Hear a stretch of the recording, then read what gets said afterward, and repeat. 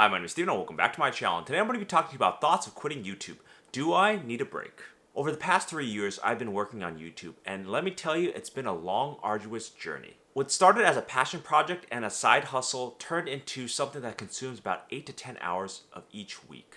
And the amount of time that I have to dedicate to it now exceeds what I can give to myself and my family. While I do get a lot of creative satisfaction in creating YouTube videos, it has caused me a bit of creative burnout from time to time. And just the ever-present nature of having to produce videos every week has burned me out. Managing a YouTube video can be a time-consuming and mentally draining task. There are just so many different aspects of making YouTube videos that it gets harder and harder with each passing year. The editing, filming, and administrative details can sometimes overwhelm the joy I get from making YouTube videos. I initially gave myself 3 years to make YouTube videos and then reassessing what do I want to do next. And now that I'm almost at that mark, I find myself reassessing, do I want to continue at the cadence I'm at today? And trying to figure out what my future path is for my channel. At the end of the day, YouTube videos does impact my free time, and I want to figure out if it's actually the best use of it. So let's go through some of my thoughts about quitting YouTube, or at least slowing it down 3 years in. So in today's video, I'm going to talk about my background, my thoughts on quitting YouTube, and my general thoughts. And before we start, be sure to like, subscribe, comment, share with your friends, hit that notification bell if you like this content.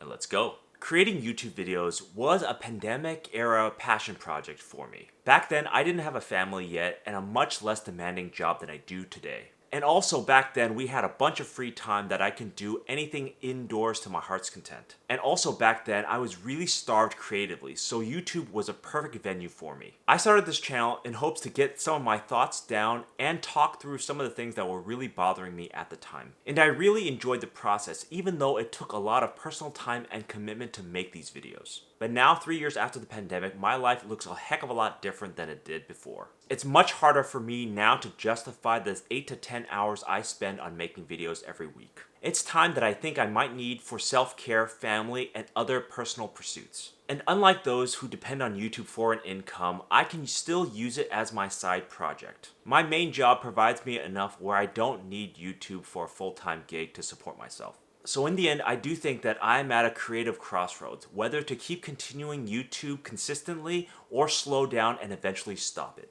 And I definitely need to do some soul searching to figure this out very soon. Because at the end of the day, my time is very valuable and I have to focus on what really matters to me the most. So here are my thoughts of quitting YouTube. Number 1, creative but rigid. YouTube is a great platform for creators to express their innermost desires and deepest thoughts. And it gives us the freedom to express that out in the world pretty easily. The barrier to entry from getting my thoughts onto video to the site is very small. But there's a certain sense of rigidity when it comes to the YouTube ecosystem. At the end of the day, your videos gets viewed based on the algorithms and trends it's monitoring. The pressure to conform to those algorithms can be overwhelming and rigid to the creative person. If you don't care about views, you can put anything on YouTube. But if you want viewers, you need to create trendy things. So lots of people, to stay relevant, they only migrate towards the most popular topics of the day. And it can force creators into a limited subset of what they actually want to talk about. Not to mention, there are processes that are pretty rigid in order for you to be successful on YouTube.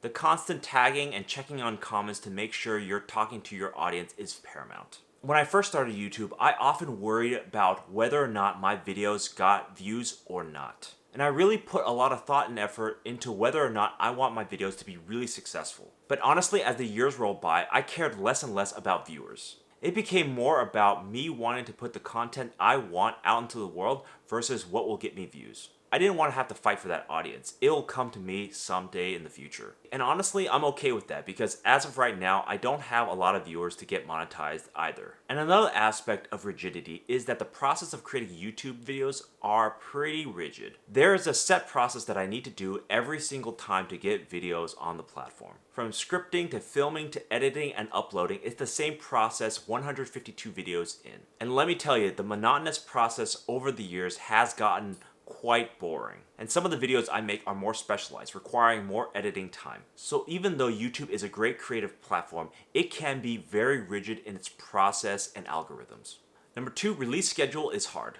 Maintaining a consistent release schedule on YouTube is extremely hard and taxing, especially if you're adhering to the standard of 1 video a week rule. Over the past 3 years, I've missed my release window only once. Every other time, I've released it on a cadence of one video per week. And let me tell you, this release schedule is completely exhausting to maintain, especially when I go on vacation. It's not just having videos ready to go, it's all the preparation and planning that takes place before it. And this also limits me creatively because I have to put out a video once a week regardless if I have content in my mind or not. Some of the content that I make might be subpar based on the fact that I'm just not into what I'm actually saying. And over the past 3 years, there have been many life events like having a child that severely disrupts my YouTube schedule. And in those times, I have to really weigh whether or not YouTube is even worth it at all in the moment. To maintain this schedule requires a lot of resiliency and effort.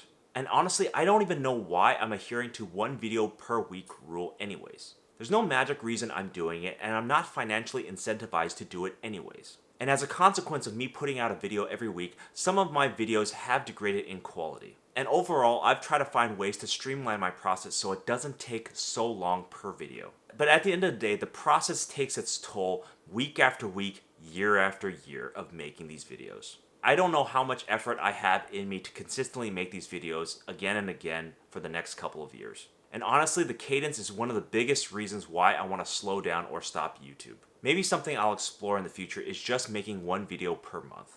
Number 3, need new ideas. After making more than 150 YouTube videos, the creative juices are starting to get dry.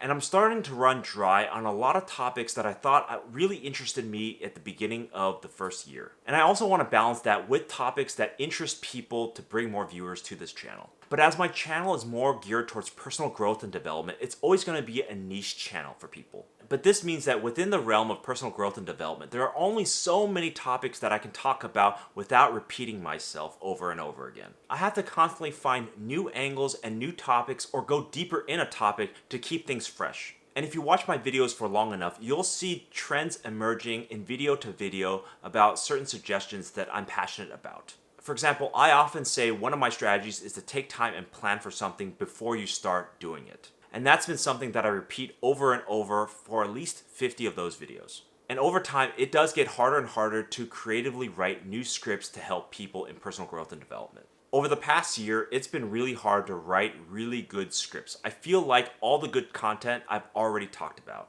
And because I was so interested in YouTube at the beginning, I would spend 2 hours or more writing scripts each and every video. But now as I've gotten more repetitive, I've spent less and less time writing the scripts for my videos. Now it's more about what I want to say in addition to rather than this is what I want to talk about as the main topic. And overall, my passion about various topics has just started to slow down and wane with time. It might also be that I'm more distracted with other things going on in my life besides YouTube. So going forward, maybe something that I'll keep in mind is making a video when I have something important to say and not just saying whatever I need to every other week.